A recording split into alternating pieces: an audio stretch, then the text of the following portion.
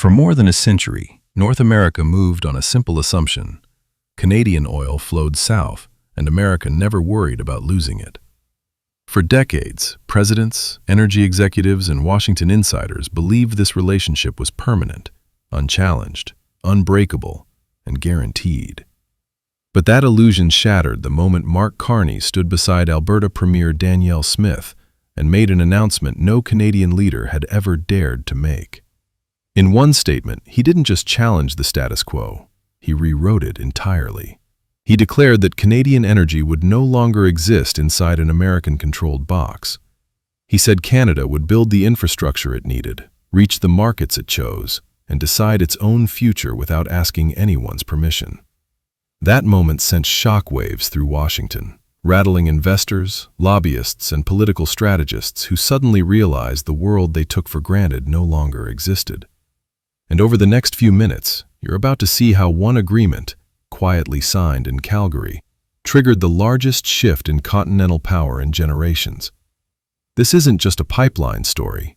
This is a story of sovereignty, strategy, and a new era where Canada, for the first time in 150 years, is calling the shots. Nobody expected Canada to move this fast. Nobody believed Ottawa would ever risk angering its biggest customer. And absolutely nobody imagined a Canadian Prime Minister would declare the end of America's monopoly over Canadian oil in such blunt, unapologetic language.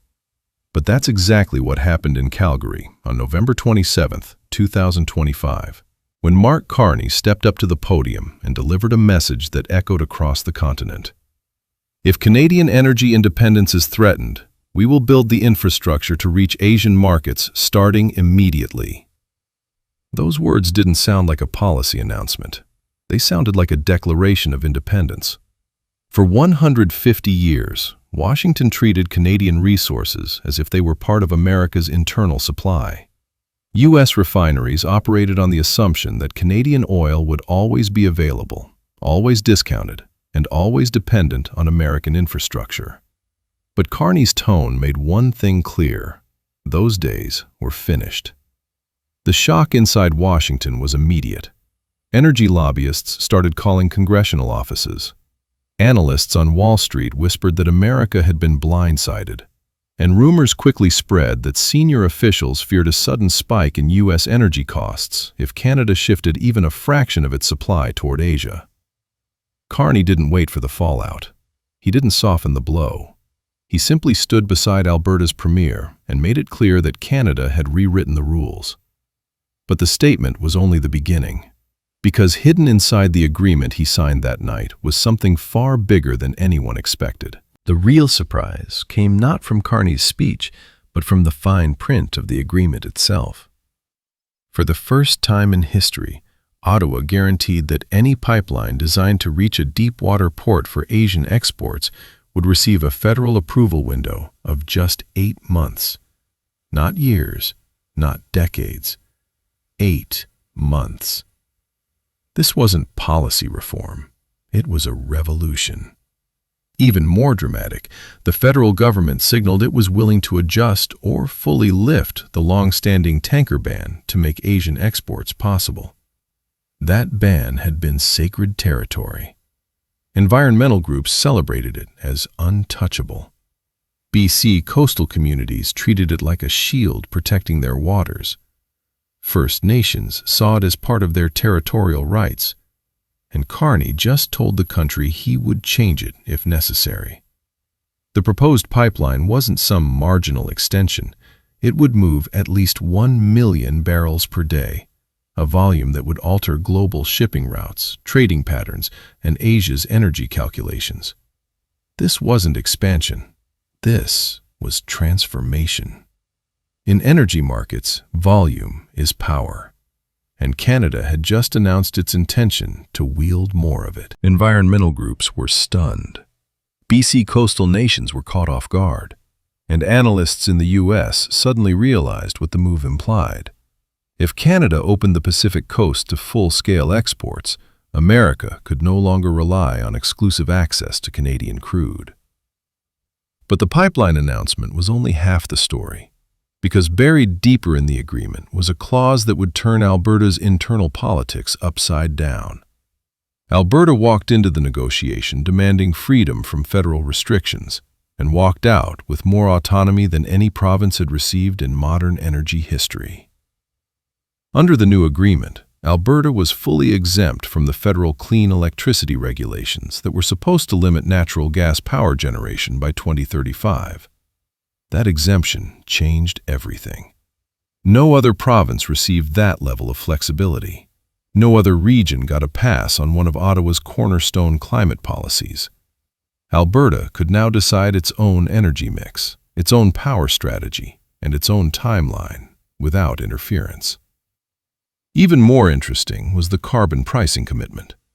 Alberta agreed to raise its industrial carbon price to at least $130 per ton.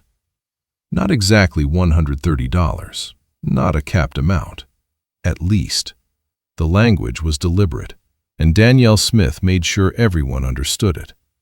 She later told reporters that the federal target of $170 per ton by 2030 was too high too fast, and implied that Alberta would move at its own pace. Within hours, analysts recognized the truth. Alberta won the negotiation.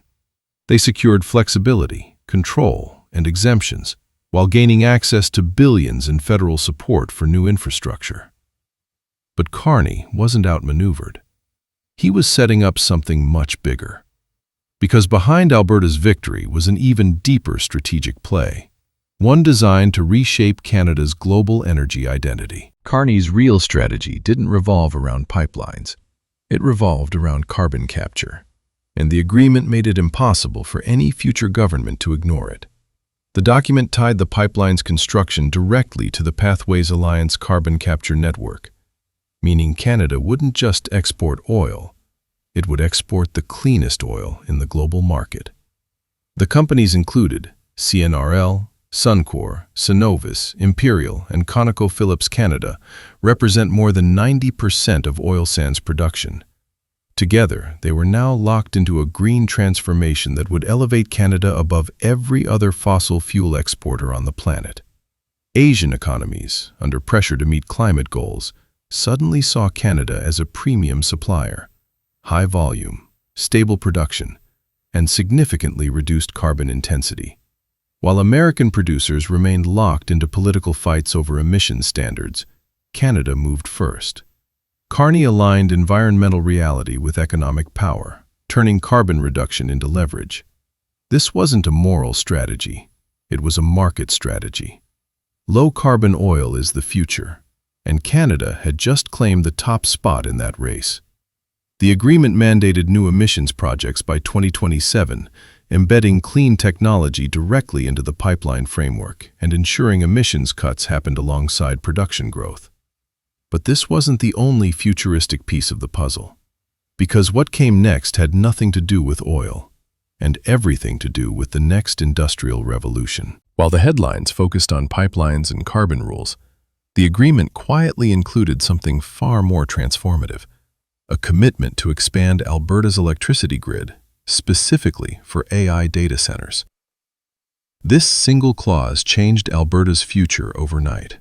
AI companies have refused to build in Alberta for years because the province couldn't guarantee the necessary power capacity. But now, with federal backing, Alberta was preparing for a full-scale power revolution. And the key to that revolution? Nuclear energy. Carney and Smith committed to drafting a nuclear strategy by 2027, a move that would lift Alberta out of natural gas dependency and launch it into a new era of high-capacity, zero-carbon energy. Nuclear power could supply massive AI clusters, electrify oil sands operations, backstop industrial expansion, and stabilize Western Canada's entire power grid. This wasn't energy policy. This was economic weaponry. Canada wasn't just trying to export oil. It was trying to dominate the next generation of high-energy industries, and nuclear would make that possible. But while this nuclear announcement set the internet buzzing, the political fight in British Columbia was just beginning, and that fight would expose the deeper fractures across the country. British Columbia exploded in political outrage the moment details of the tanker flexibility became public. Premier David Eby immediately criticized the deal, warning it threatened years of negotiations with coastal First Nations and the environmental framework BC had built around its waters.